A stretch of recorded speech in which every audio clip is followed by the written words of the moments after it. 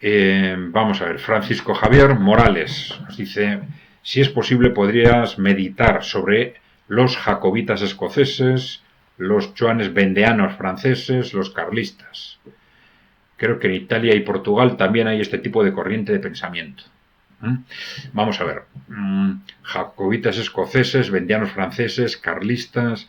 Bueno, vamos a ver, hay una serie de movimientos en el siglo XIX que de alguna forma defienden la tradición posicionándose frente al liberalismo, ¿no? Vamos a ver, sí hay aspectos positivos en estos movimientos en los que realmente muchos de ellos eran movimientos populares que intentaban defender a la población frente a abusos de los movimientos liberales, que muchas veces lo que defendían era a los grandes propietarios comerciales, financieros, que, por ejemplo, se hicieron artificialmente, se hicieron con tierras y con propiedades comunales de amplios sectores de la población, ¿no? Ese es el aspecto positivo, ¿no? Claro, esto facilitó los movimientos populares a favor de defender a la tradición frente al liberalismo, pero bueno, dentro de esa defensa de la tradición también probablemente había aspectos positivos y negativos, ¿no? Los negativos son bien conocidos, ¿no?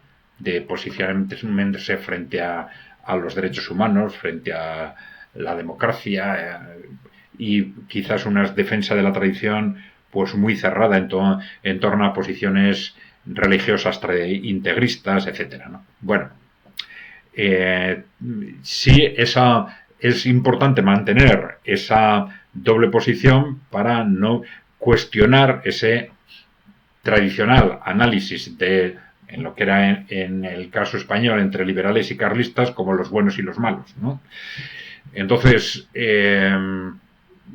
bueno, han pasado pues 2 siglos, siglo y medio desde entonces, y claro, la cuestión es cómo analizar esto ahora, porque una cosa es el análisis histórico y otra cosa es que algunos movimientos en el siglo XIX, incluso dentro, por ejemplo, del movimiento obrero, se planteaban perspectivas tradicionalistas en cuanto a defender a los ciudadanos, a los trabajadores también, frente a los grandes propietarios, volviendo al pasado, ¿no? Recordando pues estos ataques de los liberales o de los propietarios empresariales, digamos, contra la propiedad comunal, entonces de defensa de esas propiedades comunales tradicionales. Bueno, esto fue muy discutido dentro del propio movimiento obrero, en el que al final salió claramente ganadora en prácticamente todos los países las tendencias que ya pretendían defender al trabajador, pero de alguna forma no tanto mirando al pasado cuanto mirando al futuro, etcétera, ¿no? A través de estrategias o sindicales o socialistas, etcétera, ¿no?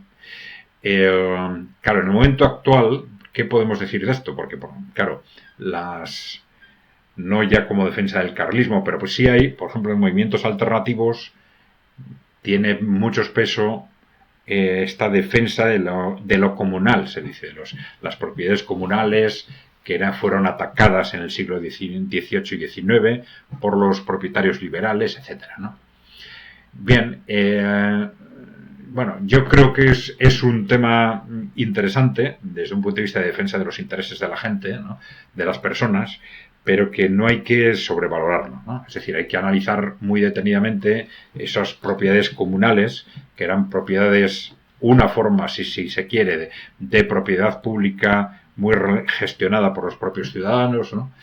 Pero, claro, siempre estamos hablando dentro del ámbito agrícola, ¿no? Dentro del ámbito agrícola, ganadero, sector primario, ¿no?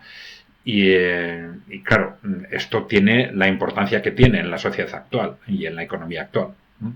Entonces, bueno, cara a defender los intereses de los ciudadanos, hay que identificar cara al futuro cuál es el papel que puede representar esa propiedad, ese tipo de propiedad comunal, cuál es el papel que tiene que representar la propiedad de tipo público o de tipo privado o cooperativo, etcétera, ¿no? Bien, entonces yo creo que este análisis histórico es interesante, pero hay que situarlo en su contexto.